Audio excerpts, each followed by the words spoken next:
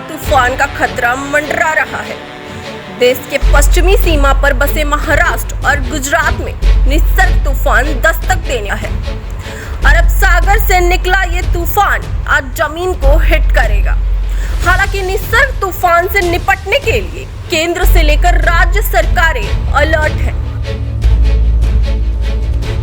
NDRF की 20 टीमें तैनात हो गई हैं और समंदर किनारे बसे हजारों लोगों को वहां से हटा दिया गया है।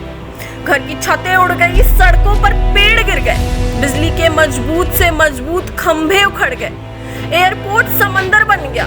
समंदर की लहरें हर कुछ तबाह करने पर उतारू हो गई। ये तस्वीरें कुछ दिन पहले आए तूफान अम्फान तूफान की हैं। अम्फान तूफान जिसने पश्चिम बंगाल और ओडिशा में हाहाकार मचा डाला।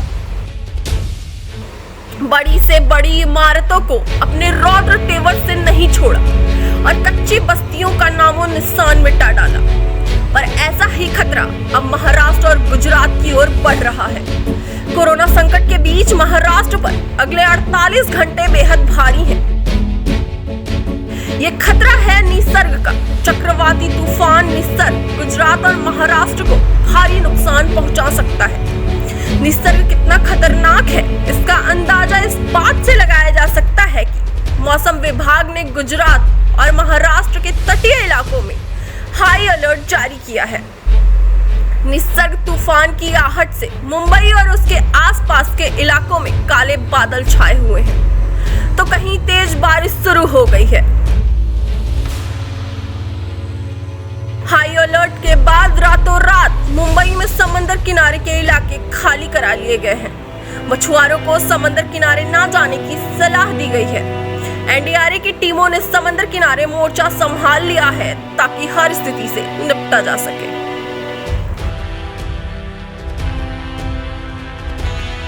निसर्ग तूफान के खतरे को देखते हुए बॉलीवुड अभिनेता अक्षय कुमार ने मुंबई वासियों से घर से बाहर ना निकलने और समुद्र के किनारे ना जाने की अपील की। आइए सुनते हैं क्या कहा अक्षय कुमार ने। बारिश हो रही है आज मुंबई। हर साल इस मौसम का इंतजार रहता है, पर 2020 अलग सा साल, अजीब सा साल रह रहकर परेशान कर रहा है। बारिश तक का मजा इत्मीनान से लेने नहीं दे रहे। रिमझिम फुहारों के साथ साइक्लोन भी पीछे पीछे आ गया है। भगवान की हम पर कृपा रही तो हो सकता है ये साइक्लोन यहाँ पर आए ही ना, या हो सकता है उस साइक्लोन की स्पीड इतनी ना हो, गति इतनी ना हो। पर अगर आ गया तो भी हम मुंबईकर घबराने वालों में से नहीं हैं। अपनी सुरक्षा की तैयारी में जुट चुके हैं। हाँ, कुछ जरूरी कदम है जो बीएमसी ने पूरी लिस्ट तैयार कर रखी है, बस पालन करेंगे और एक और तूफान से डट कर लड़ेंगे। सबसे पहले घर से बाहर ना निकलें, समुद्र किनारे ना जाएं, बाहर है तो सुरक्षित जगह पर शरण लें, पेड़ के नीचे खड़े ना हो, कमजोर इमारतों में शरण ना लें, घर में जरूरत ना हो तो गैस इलेक्ट्रिसिटी बंद करें, बंद रखें। घर के आसपास कोई हल्की लूज चीजें हो जैसे बालकनी में रखे हुए गमले तो कस के बांध कर रखें या गमलों को घर में रखें। कैंडल, मोमबत्ती, टॉर्च, खाने का छोटा मोटा सामान तैयार रखें। कोई भी दिक्कत हो तो 1916 पे कॉल करके बीएमसी से सहायता मांगे। 1916। सभी प्रिकॉशन को फॉलो करें। अफवाह पर विश्वास ना करें, ना बिना जांच फॉरवर्ड करें किसे। सबसे इंपॉर्टेंट चीज, डरे नहीं, डटे रहें। तूफान ही तो है, आपके सहयोग और समझदारी से ये भी टल जाएगा। धन्यवाद। वहीं गुजरात की बात करें तो चक्रवात के चलते मौसम बदल चुका है। तटीय इलाकों में बादल छाए हुए हैं और कुछ इलाकों में बारिश भी शुरू हो गई है।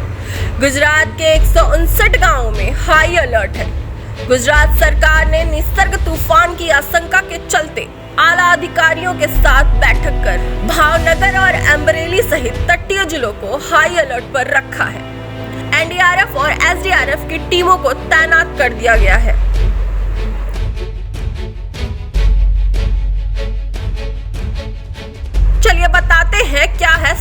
हो निसर्ग। भारतीय महाद्वीप में चक्रवात तूफान को अलग अलग नाम दिए जाते हैं। निसर्ग को बांग्लादेश ने नाम दिया। बंगाली में इसका मतलब प्रकृति होता है। भारत से टकराने वाला ये इस साल का दूसरा चक्रवाती तूफान है। हाल ही में चक्रवात अम्फान ने बंगाल ओडिशा में काफी तबाही मचाई थी। ये तूफान अरब सागर से उठा है। यहाँ से साल में एक ही तूफान उठता है। पिछले कुछ वर्षों में ये बदला है और ताकतवर तूफान बड़ी संख्या में आए हैं। महाराष्ट्र और गुजरात ऐसे राज्य हैं जहां पर कोरोना वायरस का कहर सबसे अधिक है। प्रधानमंत्री नरेंद्र मोदी, गृह मंत्री अमित शाह ने दोनों राज्यों के मुख्यमंत्रियों से बात की है। महाराष्ट्र में एनडीआरएफ की 16, गुजरात में 13 टीमें तैनात हैं। दादर, नगर हवेली, दमन और दीव में भी एनडीआरएफ तैनात है।